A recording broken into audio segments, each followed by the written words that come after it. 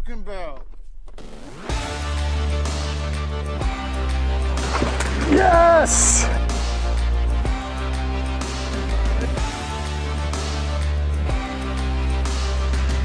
Oh my gosh, see how big that sucker is? Oh my gosh! Are you kidding me? It's a gas station pounder! Unbelievable! Oh, it's like a little baby. That's bigger than my daughter.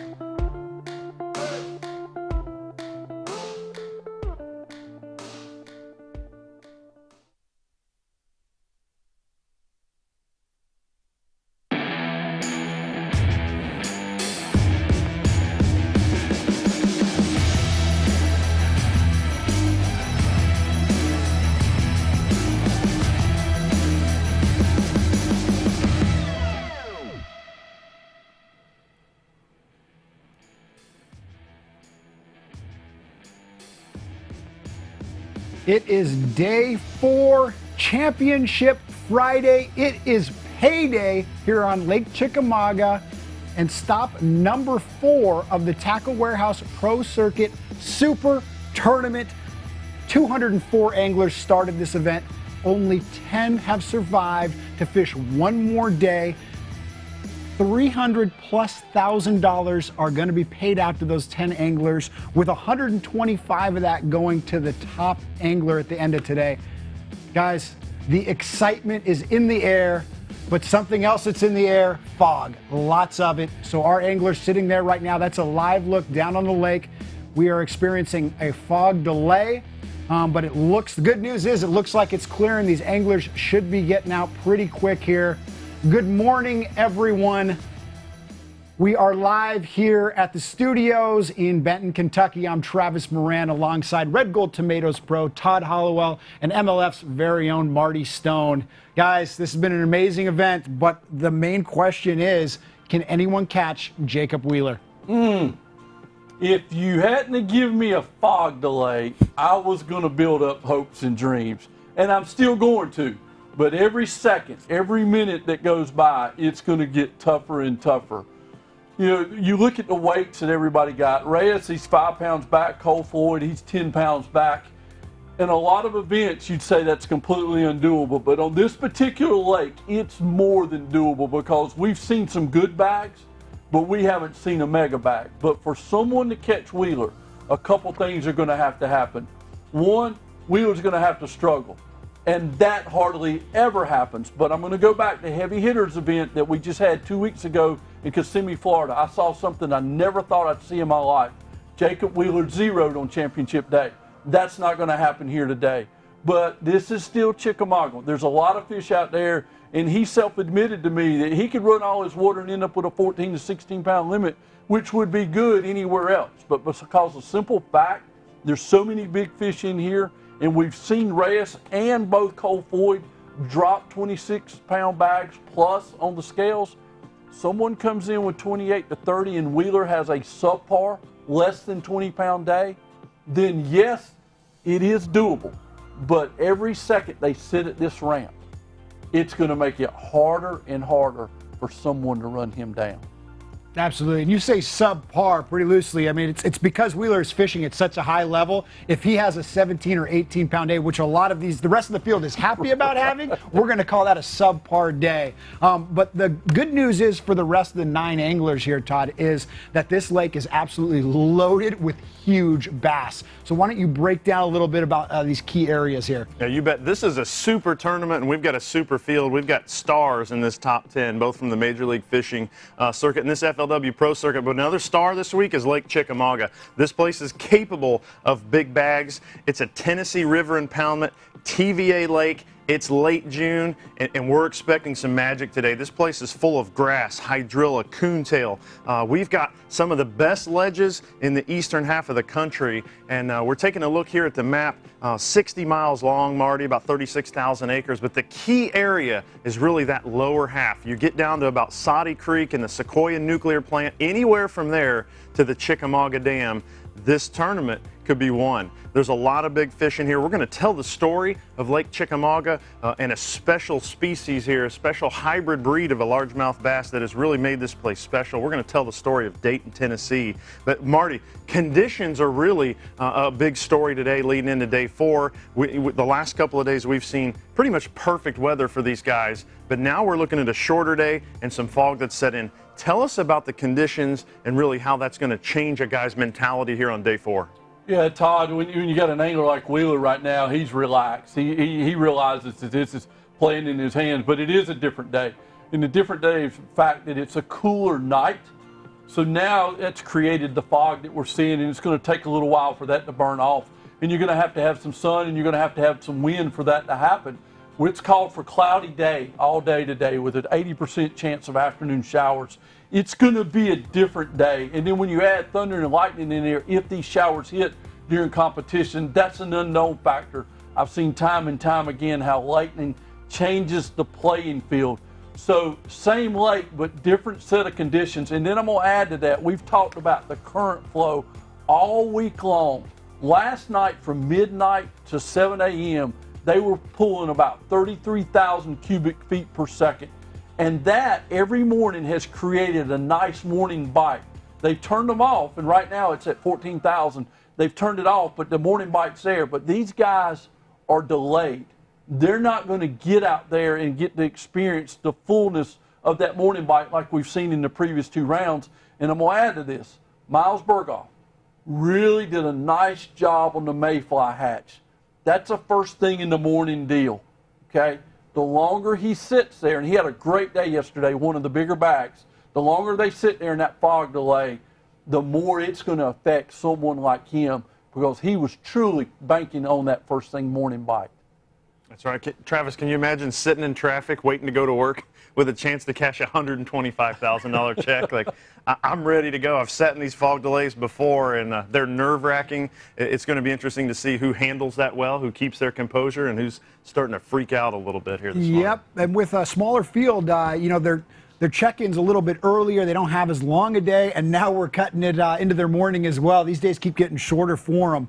But day 3 was important. We had 50 anglers yesterday. Only 10 moved on to fish today. But let's take a look back at some of those fish catches from our top 3 anglers that are in the top 3 positions today. And the first one being, Marty, I think one of your favorites right now, the young gun Cole Floyd. He really is, man. When you look at the bio, you look at the pedigree, the resume, there's not many holes in this young angler's game. And one thing that he's probably lacking, but I say lacking, it's yet to come, but it will happen, and that's a major title on a national trail. And if he pulls off a win here today, that will be one of the youngest anglers to ever win at this high of a level competition. And I will go ahead and say, regardless of how the day ends for this young angler, it was a success. This box has been checked, and the box being, can he compete against the best in the business? And my answer to this question is yes. 23 years old, still's got a couple classes to complete his degree at Bethel University. I mean, when I say a pup, this kid is a pup. I've got rod and reels that are older than him. And I love the composure, and I like what he's doing here on this lake. And let's not forget, he had a 26-pound bag that second day, and he had admitted he lost one somewhere between 8 and 10 pounds on that day, or that could have been a 30-pound bag. This angler is one of the few that I think has a chance to catch Jacob Wheeler. Yeah, guys, and really he's going through more numbers of fish maybe than anybody else in the top 10. Focusing offshore, Marty, and we're going to talk about this as this story develops here on Chickamauga on day 4. We've seen guys focus shallow. We've seen guys focus out on the main river on those deep ledges. Cole's kind of doing something in between. He's fishing offshore, but relatively shallow. Another guy who's making it happen shallow this week, Travis, is Jason Reyes. Jason Reyes soaking a worm. While you said Cole Floyd is going through the numbers of bass, the numbers that Jason Reyes has are the individual bass. He is catching some 5, 6, 7 pounders. It's taken him a long time to get those bites, but when he does, it's completely worth it. But it's also made him have to lock into this area. You talked to him last night, Todd, that he really can't afford to go check anything else out. Yeah, Jason's a guy I've gotten to know over the years. 14 seasons on this Tackle Warehouse Pro Circuit, 48 years old, from Huffman, Texas, and about $500,000 in earnings. This isn't his first time around. He told me, he said, I'm fishing this like it's Florida. You know, I'm fishing like it's in Texas. And, you know, he's fishing in a pretty popular area that a lot of guys blew through. A lot of guys fished too quickly through, but good things are happening for Jason Reyes this week. Yeah, but there's one person that's standing in the way of his first ever his first ever FLW title, and that's this man right here. And I would say arguably the hottest angler on planet, and probably if you look at the last 2 years of competitive fishing, has dominated as well as anybody over a 2-year period. Edwin Evers last year had a historical run, and that was where Wheeler had one hiccup. That was that second event that we had at the Bass Pro Tour at Lake Conroe. But listen to this 2020 resume right now. Eufaula, Alabama at the beginning of the year, first. Okeechobee, third. Lake Fork, 43rd. Kissimmee, heavy hitters event we just had, ninth. Toyota Series at Pickwick, first. And today, can this be his third win, national win of the season? A lot of anglers go through their whole career and only win 3 or less events. He's done it, could be doing it in one season. Last 15 events, this makes his 8th championship round. Getting to watch him for the last few days, he is inspiring. He's exciting. He's just all out fun to watch. He has not disappointed for us. And we've brought it to you all live. For this super tournament, we have brought you some super coverage all 4 days, and it continues through today. We are going to be bringing you live coverage for the next 6 hours from 6 different cameras, starting on those top anglers. And then we're also going to be joining our on-the-water correspondent, Kyle Wood, via Skype a little later, as well as Dakota Hebert, finishing in 11th place, missing the top 10 by just a few ounces. And we talked to him yesterday on live, and he had bounced one off the side of the boat, tried to swing it in, and that definitely ended up costing him a top 10 berth and one more day into this tournament. So a fun schedule for us today. And you guys that are watching at home on Facebook or YouTube, we are going to be going live on those platforms for the next hour. So we'll be reading your comments, we'll be interacting with you guys. But then once the first segment is over at 9 a.m., we'll be just going over to FLWfishing.com for all your live coverage, your unofficial leaderboard, the blog updates, always your most extensive coverage. And we'll be going till 2 o'clock today, where we will then pick up back at 3 o'clock with the final weigh-in. And we are going to be crowning a champion here at Lake Chickamauga with Chris Jones. Very exciting. We're going to see a lot of fish catches. Just when that happens, still not sure. We're still seeing this fog. Anglers are sitting out there.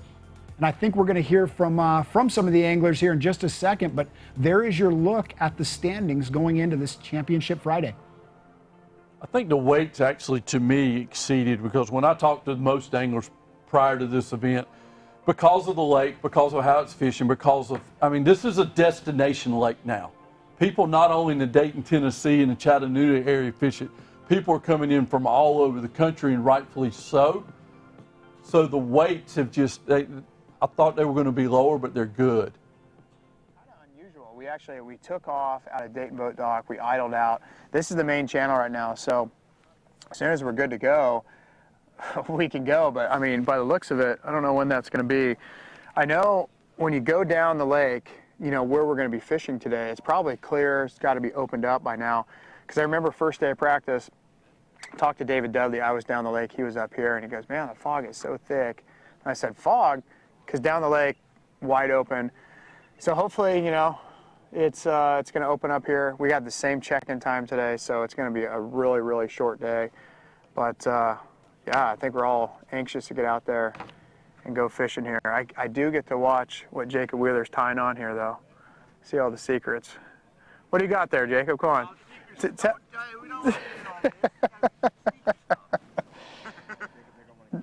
Yeah, no, we're ready to go. It's time. It's, you know, it's what I don't even know what time it is. 8 o'clock, I guess. And so an hour and a half of the day is already gone. Hopefully before long we get out there and start catching some. It has gotten thicker though, huh? Well, Cody's trying to peek in there. Why don't we jump on Wheeler's boat? You know what's crazy is it gets clean probably down there towards the bridge.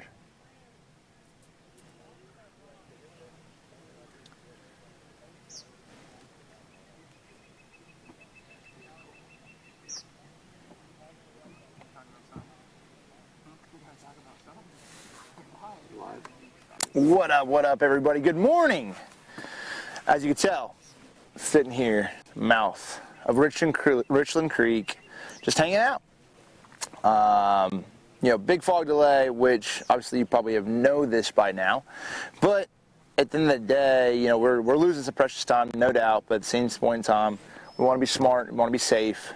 And, you know, right now you can cut this fog with a knife. And you know, and the thing is, it's definitely opened up, I'm sure, down there about the bridge, 60 Bridge. It normally does. And it just happens up in this river section where it gets that real foggy.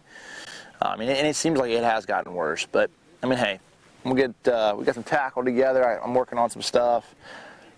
We got time just hanging out until we get out there and hopefully get on a couple places and catch a bass. That's the plan. Catch a couple big ones. Bigs. Okay, I got to move some stuff around a little bit.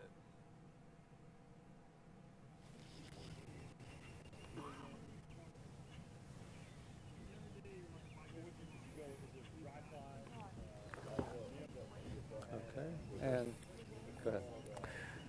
All right, so we are out here floating around the mouth of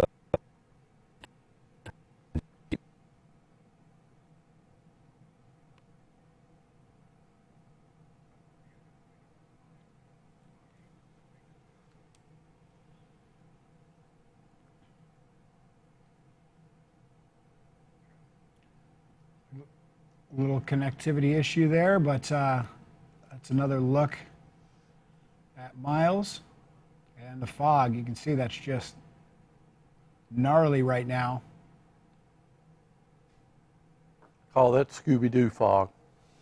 You don't have to cut a hole in it and stick your head through the looking glass if you want to see out there. And Todd, you said it earlier, there's nothing more frustrating than a fog delay, especially when you get the championship round and you're trying to run somebody down. The only one right now that's feeling pretty good about this delay is Wheeler. That's right. There's a lot of things these guys practice for, and one of the keys this week on Chickamauga is timing, Marty. And there's always something that happens early on these fisheries, whether it's a shad spawn, whether it's a mayfly hatch, or whether it's just catching that leftover nighttime bite from them running current. And you know, a lot of guys have based their strategy on some of those timing bites, and they're missing it this morning.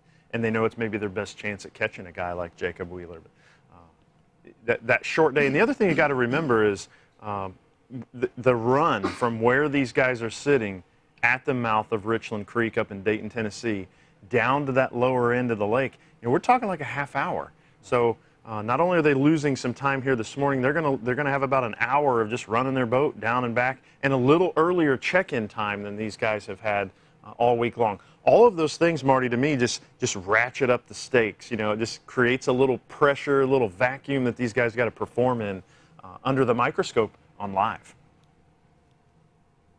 Completely agree. And add a little bit of extra pressure to that is the amount of dollar amounts that's being given out today. Travis, you talked on that earlier. The winner's going up with $125K.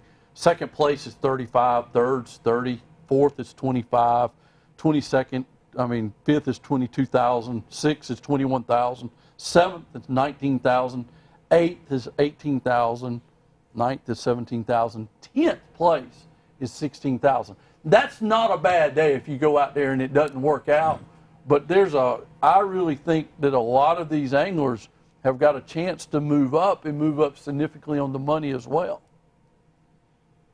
I think I'll speak for all of us that we all like payday, right? Right. We all like to know when the check's coming in the mail. You mean we're not? We all like the payday. Paid to do this? I got to talk to somebody. But imagine having to sit and wait for 2 hours to walk out to the mailbox or to go to work. Yeah. And Man, it's just the excitement. I remember sitting in the 2017 Costa Championship, and the final day we had a fog delay, and had a chance to win that event. And I mean, just all the thoughts that go through your mind, like you've dreamed up this magical day, and this is a complete curveball for some guys. And another guy like Jacob Wheeler is just trying to run out the clock here on the final day. So it's going to be interesting, and hopefully that fog gets lifted and gets out of there. We want to see these guys catching big ones on Chickamauga today. Absolutely. Some less time for these anglers to fish. You know, guys like Jason Reyes, they need all the time they can. Basically, his weights are directly related to how long he's just letting that worm sit there. But other guys that have got some interesting strategies that are a little bit more aggressive was one of the guys you were talking about earlier today, Alton Jones, that's got something interesting kind of going on. Marty, maybe you can explain a little bit of that. Yeah, he made a big move yesterday, and I kind of saw that move happening in the second day of competition. But the third day he dialed it in, and he come probably from the furthest back to make this top 10. He started second day, I think, around 24th place, and then he ended the day in 10th. And I talked to him last night, and he really, like so many of the older anglers out there, he didn't want to be in the crowd. So he concentrated on the main lake ledges, but made sure he was 2 or 3 casts away from where he felt like the community spot or the community hole would be. And what he started doing was, with his pan optics, was side scanning all these places. And he was looking for individual brush piles. And he found approximately 70 brush piles. In the first day of the competition, as he's going through his sequence, finding out which ones are good, he was struggling. He had 12, 13 pounds, and with about 20 minutes to go, he got hung up in one of the brush piles. And he self-admitted, out of aggravation, he just jerked the worm out of there. He was using a big 10-inch Texas rig worm, and a 4.5 pounder bit it. And it was like, note to self. And this is where a veteran move comes in. The next day, as he's going through these brush piles, 1/2 ounce weight, punch skirt, 10-inch worm, and then he won't make a cast unless he can see the brush. So he's casting directly into it, 50-pound braid, 20-pound fluorocarbon, and then is aggressively hopping that worm in the brush pile.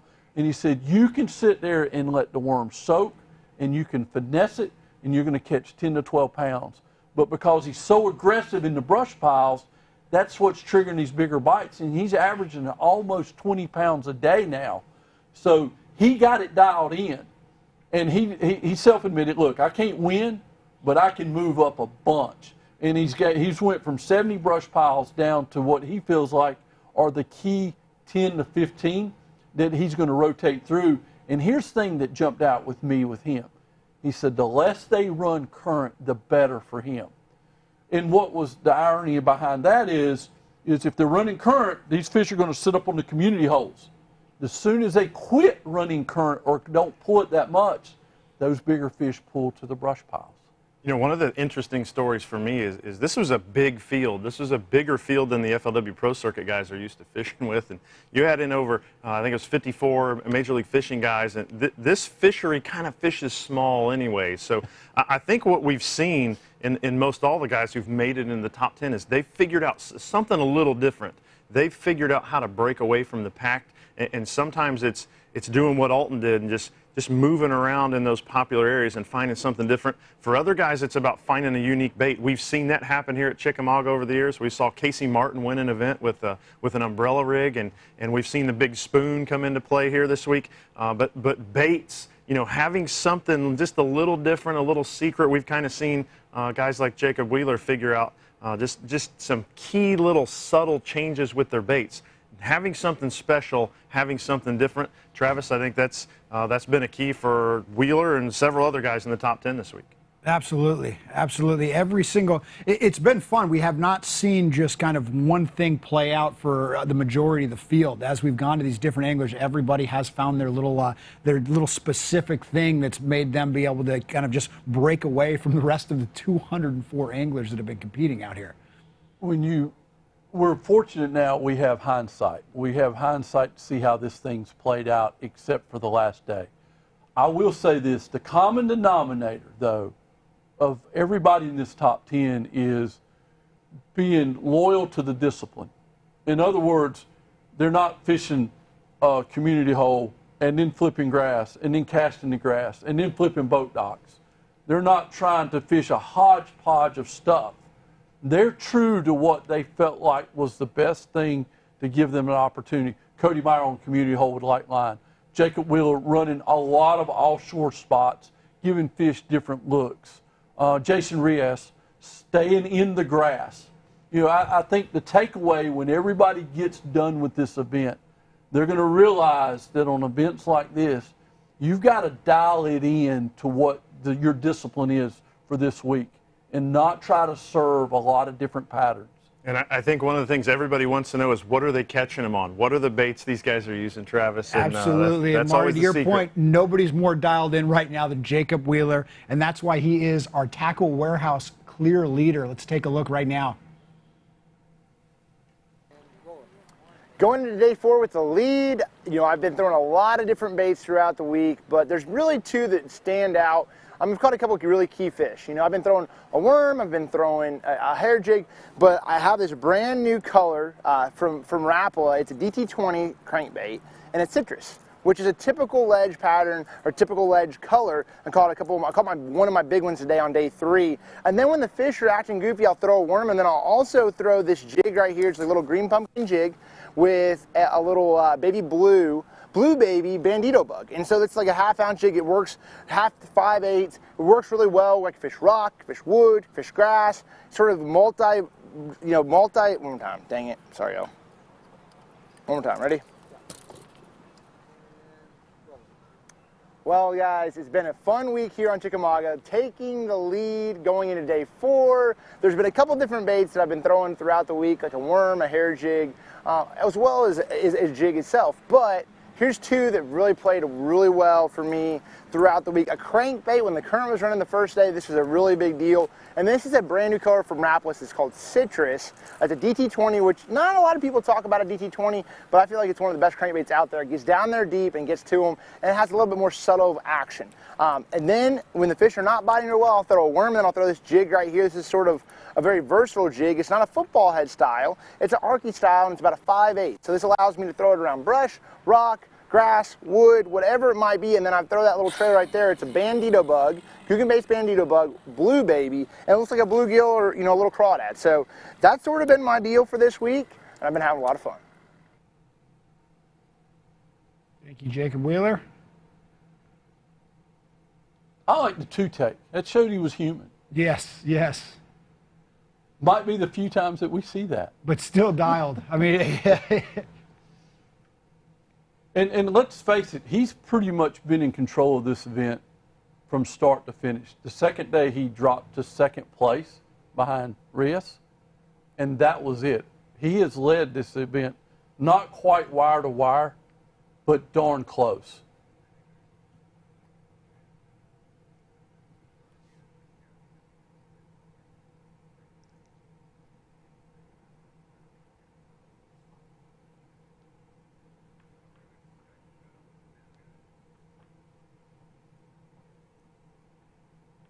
And now, right there looking back at us, our on-the-water correspondent, Kyle Wood. I believe we have him live via Skype. Kyle, are you there? What's up, boys? Why is this thing so close? There we go. Look at that. We got people everywhere. Look at this. We got some Josh Weaver. Morning, guys. Good morning. Davis over here. Ooh, we might take off here. Maybe. We got a window. We're getting ready to roll, boys. Kyle, where are you getting that information right now? Daniel is currently yelling on a megaphone. Tournament director Daniel Fennell yelling about it actually cleared up a bunch. You can kind of see the far tree line now out over there. And it seems like, yeah, we're going to kind of stagger them out, but we're going to let them rock and roll here. Everyone's getting suited up. We got Josh getting ready to go. Alex getting ready to go. We're going fishing. Yay. Kyle, who are you going to chase first thing this morning? I'm going to go hang out on Wheeler. I'm going to go see what goes down. From here, we got a little bit of a run, but I'm actually going to be on him when he catches maybe a 9-pounder. Nice. Kyle, last question. What was the most interesting thing you saw this morning from our top 10 guys? I thought I saw Alex Davis taking a nap. What did you see out there? Most interesting thing in the fog delay? Man, it's either Alex Davis doing that or probably the amount of selfies I saw being taken by all the pros. I feel like there were a lot of phones out, a lot of like Instagramming and social mediaing happening. That was with David Williams and Alton Jones, right? The older guys were doing all that, correct? Yeah. Were they using their flip phones? Yeah. Oh, I guess we did have our other photographer, Rob Matsura, brought us a bunch of biscuits. So we had breakfast on the water, which was really nice and kind of a first. Jeez, they're living like rock stars out there. My gosh. I know. Well, fantastic. Yeah, looks like guys are blasting off. Kyle, thanks a lot. There's your look at our leader. Everybody is chasing that man. Day 4 of the 4th stop of the Tackle Warehouse Pro Circuit Super Tournament is underway.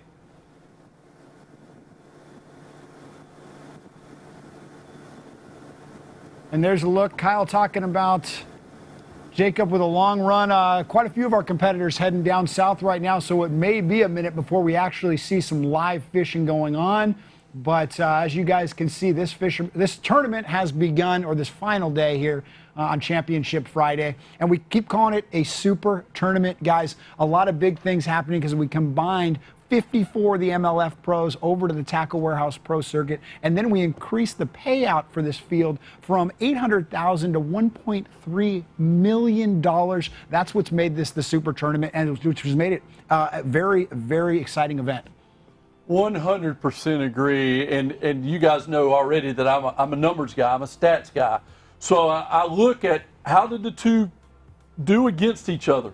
Let's face it, we're all under one umbrella. And to have the ability to be able to bring both sides, MLF and FLW, together is incredible. And I was looking forward to this because the whole world wanted to see how they were going to stack up. And then when I look at the overall, you go back to yesterday, 3 of the top 10 MLF are in the top 10. The rest are FLW Pro Circuit, 8 of the top 25. But when I took a deeper dive in that 8 out of Major League Fishing that made it to the top 25, every one of those guys had a historic FLW tournament career. Wheeler, 2012 FLW Cup champion, All-American winner. Andy Morgan, 3-time AOY. Cody Meyer, 108 events, 82 times in the money. Mark Daniels Jr., TBF national champion. Justin Atkins, Forest Wood Cup champion.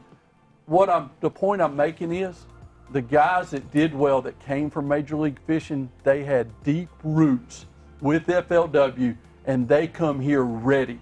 And they didn't let this young field catch them by surprise. And I truly think a large part of our Major League Fishing anglers got caught off guard of how good this group of FLW pros are. Yeah, really, the format's been interesting to me. You know, I love that Major League Fishing format and that catch, weigh, and release. I think it's fantastic, and you get to see some guys really work through numbers of fish. We're back in this FLW, this pro circuit, this 5-fish limit. You're trying to catch 5 big ones, and it's a lot of times it's a different strategy, and maybe you're even using different lures. So it's been interesting to see those Major League Fishing guys come back and having to kind of change their strategy. And I think truly we're seeing who the best in the world are at both. And it's no surprise to see Wheeler at the top of that. Cody Meyer, you know, no surprise. But the other cool thing for me this week has been watching the Tackle Warehouse Pro Circuit guys really shine. You know, there are some seasoned veterans out there that are really kind of coming into their own. We're seeing guys like Alex Davis in the top 10. David Williams, one of the best shallow water anglers in the world, in my opinion. And then a lot of young guys. You know, a lot of guys that maybe you don't know their names yet, but you're going to very soon. Guys like Cole Floyd, guys like Miles Berghoff. Josh Weaver's had a great event here, but such a dynamic field, such a dynamic fishery, a couple of different formats coming together. We're going to see who's going to get it done here on the championship day, Travis. Yeah, absolutely. Without a doubt, these top 10 anglers have rose above one of the best fields of anglers ever assembled. And guys, as these anglers are making their way down the lake, We're going to sneak in a quick break, but we will be right back with our coverage here on Championship Friday, stop number 4 of the Tackle Warehouse Pro Circuit Super Tournament in just a minute.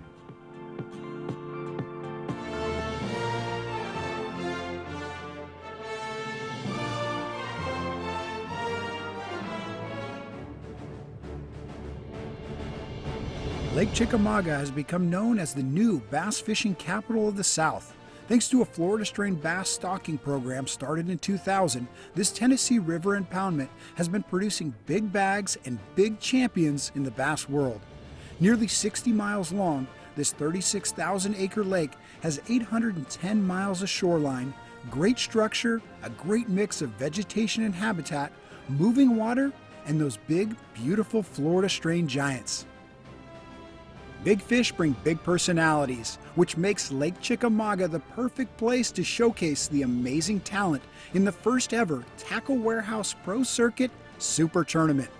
Major League Fishing anglers are joining FLW pros for a shot at record-breaking bags and over $4 million in payouts. The newly expanded field is headlined by the best professional anglers in the world, and the competition has never been hotter.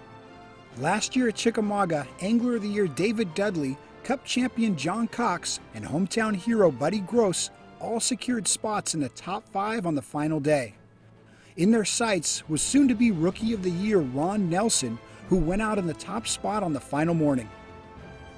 With 10 minutes left until check-in, John Cox threw a Hail Mary and returned to a stretch of trees he had forgotten about. Come here.